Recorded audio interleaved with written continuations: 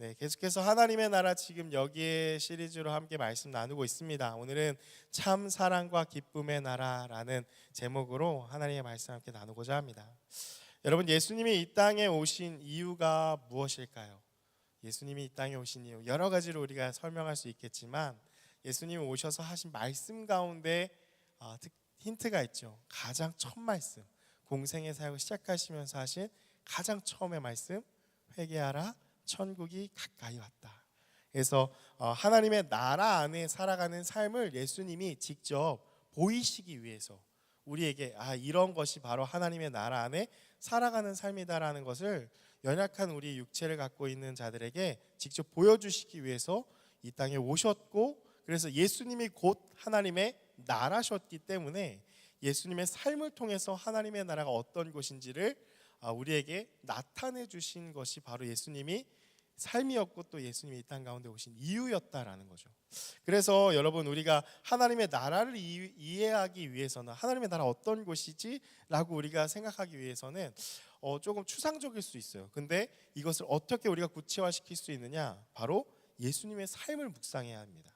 사복음서에 그의 제자들을 통해서 기록되었더니 사복음서를 통해서 예수님의 삶이 이런 삶이었구나 보면서 우리가 묵상하면서 하나님의 나라가 이런 곳이구나 라는 것을 알 수가 있고, 또 우리의 지금 삶 속에서도 한 가지 질문을 던지면서 하나님의 나라를 우리가 생각할 수 있는데, 예수님이라면 어떻게 하셨을까?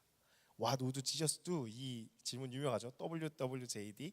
그래서 예수님이라면은 이 상황에서, 예수님이라면 이런 인간관계에서, 예수님이라면 내 지금 직장에서 이러한 스트레스를 받는데, 내 학업에 이러한 문제가 있는데 예수님이라면 어떻게 하셨을까를 한번 생각하면서 기도하면서 그분이 주신 지혜대로 살아가는 것을 통해서 우리는 하나님의 나라가 어떤 것인지를 생각해 볼 수 있다라는 거죠. 그래서 예수님 삶 자체가 곧 우리가 살아가야 할 하나님 나라의 모델이기 때문에 우리가 예수님을 묵상할 때 하나님의 나라를 알 수 있고, 또 예수님처럼 살아갈 때 하나님의 나라를 살아갈 수 있다라는 것입니다. 오늘 본문의 말씀에는 예수님께서 직접 자신처럼 살아갈 것을 말씀하는 구절이 나타납니다.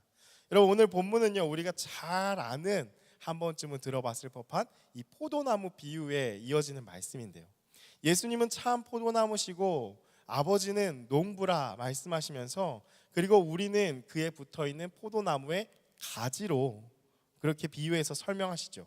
그래서 가지에 잘 붙어있다면 당연히 그 생명이 흐르기 때문에 가지를 통해서, 뿌리를 통해서, 나무를 통해서 가지에 영양분이 계속해서 전달되기 때문에 열매를 많이 맺게 된다라고 하면서 말씀하시죠. 근데 가지가 나무를 떠나면 당연히 생명에서 떨어지는 것이기 때문에 말라 비틀어져 죽게 된다. 그래서 예수님께 붙어 있어야 한다라는 것을 말씀하신, 비유로 말씀하신 것이 오늘 이 15장의 말씀입니다. 이러한 흐름 가운데 오늘 9절 말씀이 나타났는데요, 예수님은 아버지께서 자신을 사랑하신 것 같이 예수님도 우리를 사랑하신다고 말씀합니다. 그러니까 하나님이 사랑하신 것 같이 예수님도 우리를 사랑한다. 그리고서 예수님이 소유하고 있는 나의 사랑, 예수님이 소유하고 있는 그 사랑 안에 거하라고 말씀을 하십니다. 예수님이 소유하고 계신 그 하나님 아버지의 사랑이 어떤 그런 사랑인가? 요한복음 13장 1절의 말씀인데요, 여러분 자막을 통해서 우리 같이 함께 읽어봤으면 좋겠어요. 함께 읽겠습니다. 시작. 유월절 전에 예수께서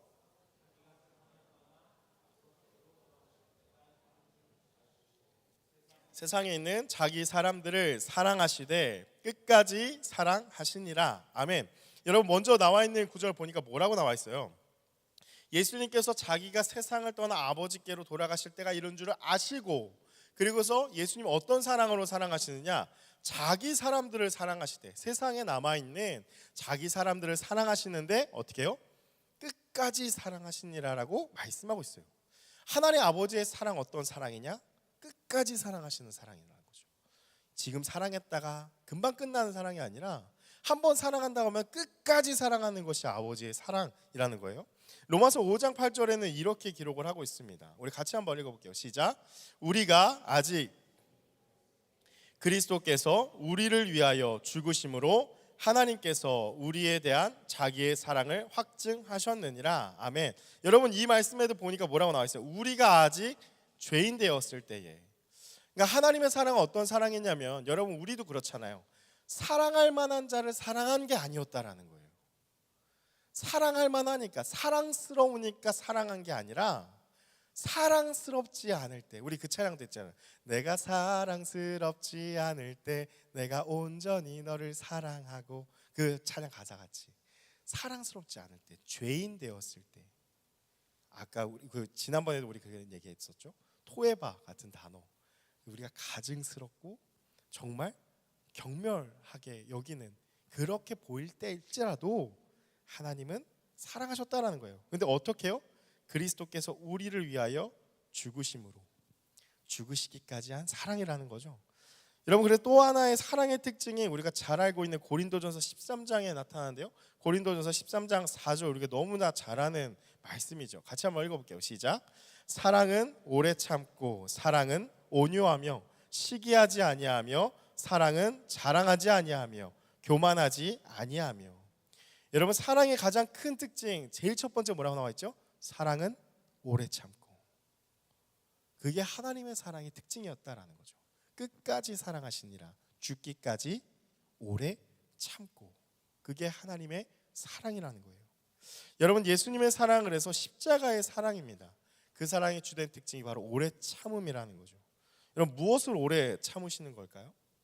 세상에 있는 자기 사람들을 사랑하실 때 끝까지 사랑하시는 거, 또 우리를 위하여 죽으심이라는 이 구절들을 봤을 때 예수님이 사랑하시는 대상은 세상에 있는 사람들, 예외 없이 우리 한 사람 한 사람 모두 다, 세상에 있는 모든 사람들, 예수 믿는 사람뿐만이 아니라 예수를 믿지 않는 모든 사람들을 하나님은 사랑하실 때 끝까지 사랑하신다라는 거죠. 예수님의 사랑은 예수님을 외면하고 죄로 인해 멀어진 그 사람들을 위해서 십자가에 죽기까지 참으시는 사랑이었다라는 것입니다. 여러분, 따라서 예수님의 사랑의 특징은 무엇이냐면 주는 사랑이라는 거죠. 사랑하는 대상을 위한 사랑이라는 것입니다. 여러분, 부모님의 사랑이 그와 같죠. 그래서 어머니가 돌아가셨잖아요. 엄마라는 존재는 우리한테 그냥 절대 다른 수식어가 필요 없어요. 그냥 엄마예요. 그렇죠? 무슨 의미죠? 엄마는 그냥 다 줘요. 늘 자식 걱정이고 늘 자식 생각이에요. 얘가 어떻게 되면 어떡하지? 얘가 이렇게 되면 어떡하지? 하는 게 엄마의 그냥 존재, 아버지의 그 사랑인 거죠. 그냥 주는 사랑이에요. 특징은 뭐다? 그 사랑하는 대상에게 초점이 맞춰져 있다는 것이죠. 그 사랑하는 대상에게만 모든 초점이 맞춰져 있어요. 그래서 자기를 희생하고 그 사랑하는 대상이 기쁨을 얻는다면 그것이 나의 기쁨이 되는 것이 그 사랑의 특징이다라는 것입니다. 여러분, 바로 이것이 참된 하나님의 사랑, 참 사랑이라는 것이죠. 참 사랑이라는 것은 여러 사랑들 중에 하나가 아니라 이게 사랑의 정의라는 거예요. 그럼 사랑은 무엇인가? 사랑은 사랑하는 대상의 기쁨을 위해서 모든 것을 다 희생하고 다 주는 거. 그 사람이 기쁘면은 나도 기쁜 거. 그게 사랑이라는 거지, 다른 것은 사랑이 아니다라는 거예요. 그렇다면 참 사랑이 있다면 거짓 사랑이 있겠죠. 거짓 사랑은 무엇이죠? 참 사랑을 반대로 생각한다면 거짓 사랑의 특징은요, 사랑하는 대상을 위한 사랑이 아니에요. 사랑하는 대상을 위하지 않고 자신을 위해요. 내가 만족하고 내 욕망을 충족시키고 나를 위한 사랑이 거짓 사랑이에요. 자기 희생이 없고요, 내가 이만큼 해줬으니 그에 상응하는 대가를 바라는 게 거짓된 사랑이라는 것이죠. 내가 널 사랑한다라는 말로요, 상대방을 억압하고 착취합니다. 그게 바로 거짓된 사랑이에요. 너는 내 마음에 들게끔, 상대방이 내 마음에 들게끔 행동하기를 바라면서 그 사람의 일거수일투족을 감시하고 또한 자유를 빼앗아가는 것, 거짓된 사랑의 특징이라는 것이죠. 여러분, 결국에는 그 사랑하는 대상을 통해서 내 만족을 얻으면서 살아가려고 하는 것, 그것이 바로 거짓 사랑, 사랑이 아닌 모습이다라는 것입니다. 참 사랑과 거짓 사랑의 명확한 특징이 나타나 있죠. 참 사랑은 상대방을, 그 대상을 위한 거죠. 그 대상만을 위한 거.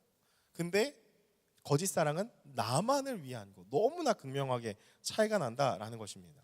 사랑하는 여러분, 우리의 모습은 어떻습니까? 우리가 사랑한다고 하면서 여러분, 우리가 하는 사랑의 종류와 모습들은 어떻습니까? 지금 아마 연애를 달달하게 하시는 분들은 한번 돌아보셨으면 좋겠습니다. 너무 대입하기가 쉽죠? 근데 우리가 또 경험할 수 있는 건 부모님의 사랑이잖아요. 그럼 그 사랑을 가지고서 내가 어떠한 연인을, 내가 공동체를, 내가 어떤 사람을 사랑한다라고 했을 때 나는 지금 어떤 사랑을 하고 있는가를 생각해 본다면 지금 나에게 익숙한 사랑이 참된 사랑인지 거짓 사랑인지를 살펴볼 수 있다라는 거죠. 여러분, 우리가 사는 이 시대는요, 왜곡된 사랑, 거짓된 사랑이 너무나 가득합니다. 그래서 나의 욕망을 충족시키고 내가 하고 싶은 대로 하게 하는 것을 사랑이라고 말하는 게 너무나 많다라는 거예요. 너의 욕망이 충족되어지면 그게 사랑이야 라고 우리는 잘못 인식하고 그렇게 산다라는 거죠. 여러분, 그래서 일어나는 연일 뉴스만 보면 일어나는 게 교제 폭력, 교제 살인이라는 그러한 용어 쓰잖아요. 데이트 폭력, 데이트 강간, 데이트 살인, 이런 것들이 일어나잖아요. 이걸 데이트라는 말도 너무나 좀 미화시키는 말이라고 해서 그냥 교제 폭력 이렇게만 얘기를 하는 것 같아요. 뭐 성별 정체성, 우리 지난번에 지금 계속해서 이슈가 되고 있는 그러한 뭐 동성애나 뭐 성소수자라고 말하는 그러한 성적 지향의 문제, 부모와 자녀 간의 어떤 살인 사건이 일어나는 이러한 것들, 여러분 잘 생각해 본다면 어떤 사랑이 내재되어 있는가? 왜곡된 사랑이에요. 내가 원하는 거, 내가 욕망하는 거를 충족시키면 된다라는 게 다 저변에 깔려 있기 때문에 그러한 결과물들로 나타난다라는 것이죠. 여러분, 뉴스에 나오는 이런 극단적인 사례들만 있습니까? 지금 우리의 모습은 어떻습니까? 여러분 개인의 삶에서 내가 누군가를 사랑한다 할 때, 혹은 내가 부모님을 사랑한다고 하는 것조차도 사실 우리의 사랑의 방식을 살펴보면은 사랑했다가 실족하게 되는 이유들을 한번 살펴보면 되죠. 사랑했다가 실족하게 돼요. 끝이 있죠. 우리의 사랑은 한계가 있어요. 연인이나 교회나 공동체나 열정을 막 다 맞췄다가 실족하게 될 때 결국은 내 기준에 무언가가 채워지지 않으니까 실망하는 거예요. 그냥 끝까지 다 주면 되는 게 진짜 사랑의 특징인데 거짓된 사랑에 우리는 너무나 잠식되어 있으니까 내가 만족스럽지 않으니까 내가 이만큼 사랑했는데 나한테 사랑을 안 줘? 에잇 하고 끊어버리는 게 우리의 특징이잖아요. 거짓된 사랑 안에 늘 잠식되어져 있다라는 것이죠. 여러분, 그렇다면 우리가 어떻게 사랑할 수 있을까? 예수님이 뭐라고 말씀하실까? 여러분, 예수님께서는 이 9절과 오늘 본문 10절에 거듭해서 강조하시는 것이 있는데요, 두 번이나 강조하시는 것이 내 사랑 안에 거하라고 말씀을 하십니다. 그런데 사랑 안에 거한다라는 것이 어떠한 것이냐? 그럼 그냥 사랑한다고 말하면 사랑 안에 거하는 것이냐? 10절의 말씀에 이렇게 나타나요. 우리 10절 말씀 같이 함께 읽어보기 원합니다. 함께 읽을게요. 시작. 내가 아버지의 계명을 지켜 그의 사랑 안에 거하는 것 같이 너희도 내 계명을 지키면 내 사랑 안에 거하리라. 여러분, 계명을 지키는 것이 그 사랑 안에 거한다라고 말씀하고 있다라는 거죠. 여러분, 예수님의 삶을 우리가 생각해 보면요, 예수님의 삶 자체는 아버지의 뜻을 이루는 삶이었죠. 그래서 예수님의 삶을 우리가 한 문장으로 요약하면 어떻게 되죠? 구유에서 십자가까지죠. 예수님의 삶 자체는 그렇게 우리가 요약할 수 있는데 그 삶의 디테일하게 하나하나를 살펴보면 아버지의 뜻을 이루기 위한 발걸음들로 가득했다라는 거죠. 그래서 예수님의 삶 자체는 아버지의 계명을 지킨 것인데 예수님은 하나님의 나라를 선포하셨죠. 그래서 만난 이들에게 하나님의 나라를 경험하게 하셨어요. 그리고 또 자기의 사람들을 죽기까지 사랑하시면서 십자가에 죽으시고 부활하심으로 그를 믿는 모든 자마다 하나님의 나라 안에 거하게 하신 것, 아버지의 뜻을 그대로 지키신 삶이었다라는 것입니다. 따라서 여러분, 예수님처럼 살아간다라는 것은 우리도 그의 계명을 지키는 것이 된다라는 것입니다. 예수님처럼 살아가는 것, 예수님처럼 우리도 산다라는 것은 우리도 그의 계명을 지키는 것이고 그 사랑 안에 거한다라는 거죠. 여러분, 그래서 예수님처럼 산다라는 것은 무엇이냐? 예수님처럼 사랑한다라는 거죠. 그래서 예수님의 이 사랑을 우리가 다시 한번 생각해 보면은 예수님의 사랑에는요 먼저 분명한 목적이 있었습니다. 왜냐? 예수님을 만나는 모든 사람들이 다 어떻게 되었냐? 하나님의 다스리심을 받는 하나님의 나라 안에 살게 하려고 하셨다라는 거예요. 그래서 예수님을 만난 많은 기적과 이사들의 사건을 보면요 하나 같은 특징이 나오죠. 그들이 그냥 병에서 치유받고 끝난 게 아니에요. 병에서 치유받고 예수님께서는 꼭 그렇게 말씀하셨죠. 너의 죄가 사했다라고 말씀하시면서 하나님의 나라로 그를 초청하십니다. 그래서 하나님의 사랑, 그 예수님의 사랑을 경험한 자들의 나타나는 특징이 무엇이냐? 바로 그들의 입에서 하나님을 찬양하는 소리로 회복하게 하셨다라는 거죠. 그래서 우리가 지난 시간에 우리 나병 환자 함께 나누었었잖아요. 나병 환자들도 보니까 뭐예요? 예수님을 만나서 고침을 받고 치유를 받아서 특징이 무엇이냐면 돌아와서 큰 소리로 하나님께 영광을 돌렸더라라는 기사들이 항상 나타난다라는 거예요.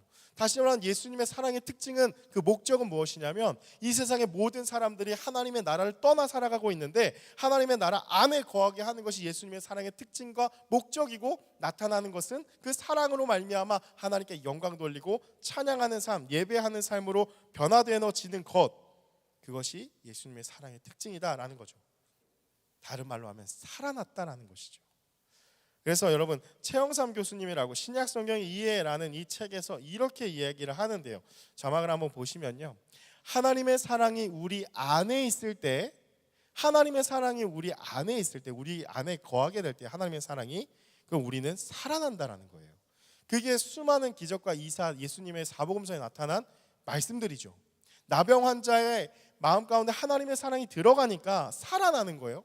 그런데 하지만 우리가 하나님의 사랑 안에, 하나님의 사랑이 우리 안에 있을 때 우리가 살아나는데 우리가 하나님의 사랑 안에 지속적으로 거하며 그 사랑으로 우리 자신의 모든 왜곡된 사랑들을 치유받을 때 비로소 우리는 하나님의 사랑이 이끄는 곳까지 이르게 된다.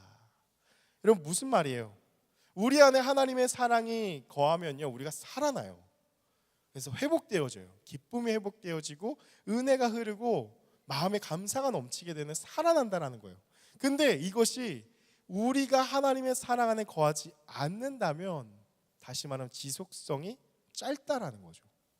하나님의 사랑이 우리 안에 거하고 우리도 하나님의 사랑 안에 거하는 이 온전한 연합이 일어나야지만이 그 하나님의 사랑의 살아남, 기쁨, 그 부활의 생명이 우리 가운데 계속해서 솟구쳐 흐르게 되고, 또한 우리 안에 세상에 잠식되었던 우리가 사랑한다고 생각했던 사랑의 방식들, 왜곡된 사랑, 거짓된 사랑의 이 방식들을 깨닫게 되어지고 참 사랑이 무엇인지를 알게 되어지니까 하나님의 사랑에 이르는 데까지, 그 참 사랑의 그 수준까지 우리가 업그레이드가 될 수 있다, 올라갈 수 있다라는 것이죠.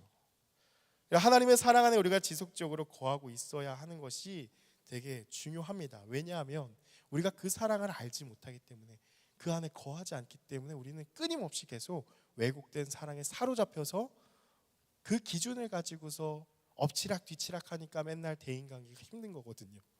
내가 너를 사랑하는데 너는 왜 이렇게 주질 않아? 맨날 이런 걸로 우리는 힘들어하는 것이 우리의 모습이다라는 거죠. 여러분 그러면 어떻게 하면 끊임없이 그 하나님의 사랑 안에 지속적으로 거할 수 있을까? 여러분 오늘 본문에서 예수님은요 아버지의 계명을 지켰다라고 말씀하시는데요, 여기서 지켰다, 지키어라는 말은 텔레오라는 이 헬라어인데 손상시키지 않고 온전히 지켰다라는 그러한 뜻이에요. 다시 말하면 뭐예요? 철저하게 복종했다라는 것이죠. 그래서 빌립보서 2장 8절의 말씀 한번 보면요 이렇게 말씀하시죠. 예수님에 대해서 이렇게 바울이 얘기합니다. 사람의 모양으로 나타나서 자기를 낮추시고 또 죽기까지 복종하셨으니 곧 십자가에 죽으심이라. 여러분 예수님이 아버지의 계명을 지킨 것을 어떻게 말하고 있어요? 사람의 모양으로 나타나서 자기를 낮추시고 낮추신 것도 모자라서 죽기까지 복종하셨다라는 거예요. 그럼 우리 아까 그 텔레오라는 이 말의 의미를 같이 생각해 보면 예수님이 살아가는 이 삶은요 하나님의 아버지의 뜻이 조금도, 정말 조금도 하나님의 아버지의 뜻이 조금이라도 손상을 입을까 걱정하는, 염려하는 그러한 조심하는 마음으로 자신의 것을 다 내어주면서 철저하게 온전히 복종한, 온전히 지키신 그 삶이었다, 사랑이었다라는 것이죠. 여러분, 예수님은요 하나님의 말씀에 복종하셨습니다. 이는 자신의 것을 다 내어준 사랑으로서 하나님 아버지의 계명에 순종하신 것입니다. 그렇다면 여기서 발견할 수 있는 예수님처럼 산다라는 것은 무엇일까요? 점점 우리가 좀 마음이 무거워지죠. 여러분, 뭐라고 우리가 볼 수 있느냐, 한 구절의 말씀의 의미인데요, 마태복음 16장 24절에 나타난 말씀 우리 같이 함께 읽어봤으면 좋겠어요. 마태복음 16장 24절 말씀. 혹시 자막이 준비가 없나요? 제가 한번 읽어드릴게요. 이에 예수께서 제자들에게 이르시되 누구든지 나를 따라오려거든, 잘 들어봤을 말씀이에요, 자기를 부인하고 자기 십자가를 지고 나를 따를 것이라. 점점 더 마음이 무거워지죠 이제. 그럼 우리가 어떻게 그 사랑을 할 수 있는 거냐, 그 안에 거할 수 있는 거냐. 여러분, 자기를 부인하고 자기 십자가를 지라라는 거예요. 자기를 부인하는 게 뭘까요? 갈라디아서의 고백으로 우리가 생각하면 좀 더 이해가 쉬워요. 갈라디아서 2장 20절 우리가 잘 아는 말씀이죠. 암송 구절이기도 했죠. 내가 그리스도와 함께 십자가에 못 박혔나니 그런즉 이제는 내가 사는 것이 아니라 내 안에 그리스도께서 하신 것이라. 뭔가 알겠는데 그럼 뭡니까 도대체? 뭔가 조금 이렇게 마음이 무거워지고 뭔가 조금 그래도 추상적인데 뭐 갑자기 십자가에 못 박히라는 건가요? 이런 생각이 들 수 있잖아요. 자기 부인이라는 건데요, 여러분 무엇이냐면요, 내 생각, 자기 생각, 자기 욕심, 자기 경험, 자기의 판단, 자기의 어떤 기준, 이것들을 십자가에 다 못 박으라는 거예요. 그럼 우리가 생각할 수 있잖아요. 아니 생각하면 좋은 거 아니냐고. 생각이 많아야 좋은 거 아니에요? 생각 없이 살면 안 되죠. 생각이 많아야 좋은 거 아닙니까? 라는 우리 생각을 할 수 있잖아요. 여러분, 근데 한 가지 기억하셔야 될 게 있습니다. 무엇이냐? 생각과 믿음은요 반비례합니다. 생각이 많아지잖아요. 그럼 믿음은 줄어듭니다. 여러분, 생각을 많이 하는 게 좋은 게 아니에요. 성경에서는요 결코 너의 생각을 많이 하라고 얘기하고 있지 않아요. 무엇이냐? 생각을 깊이 하라고 이야기를 하고 있죠. 어떤 아이디어를 막 많이 가지고서 이렇게 하나님을 섬길까 저렇게 하나님을 섬길까 이런 거를 성경은 이야기하고 있지 않아요. 생각을 많이 하는 것이 아니라 생각을 깊이 하는 것이 중요하다라는 거예요. 여러분, 그래서 아이디어라는 사람치고 생각이 많고 이상적인 사람치고 믿음 좋은 사람이 별로 없어요. 왜냐하면 자기 생각이 많아요. 자기 생각이 많다라는 것은 이 생각에 대한 확신이 많다라는 거거든요. 내 기준이 맞다라고 생각을 해요. 그렇기 때문에 하나님의 마음을 품고 하나님의 말씀을 듣기보다는 내가 생각하는 게 맞아라는 게 더 강해지기 때문에 당연히 믿음이 들어올 수가 없는 것이죠. 하나님의 말씀이 더 우선돼야 되는데 내 생각이 더 우선되는 거예요. 내 경험이 우선되어지고 내 욕심이 우선되어지다 보니까 말씀이 들어올 수가 없다라는 거예요.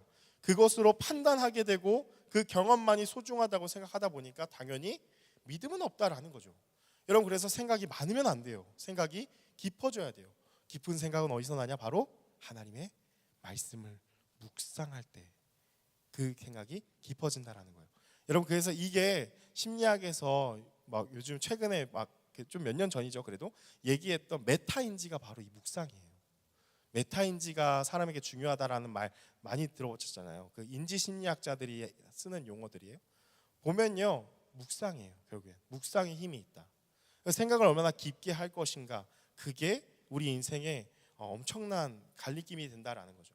그래서 여러분, 내 생각, 내 욕심, 내 판단, 내 기준이 아니라 우리는 예수님의 생각, 예수님의 욕심, 예수님의 경험, 예수님의 기준을 가지고서 우리는 생각을 하고 하나님을 따라가야 한다라는 것이죠. 여러분, 그래서 매우 중요한데요, 잘 들어보세요. 따라서요, 하나님의 계명을 지킨다는 거, 우리가 하나님의 그 사랑 안에 거한다는 것은 무엇이냐면 하나님의 말씀에 순종한다는 것인데요, 순종하는 것은 그건 무엇이냐? 끊임없이 자기를 부인하는 게 순종이에요. 순종한다고 하면 우리는 억지로 무엇을 간다라고 생각을 하지만 그게 순종이 아니라 내 생각을 자꾸 부인하는 게 순종이다라는 거예요. 내 생각을 부인하고 단순하게 하나님의 말씀하신 거 있으면 오케이 하고 그냥 따라가는 거.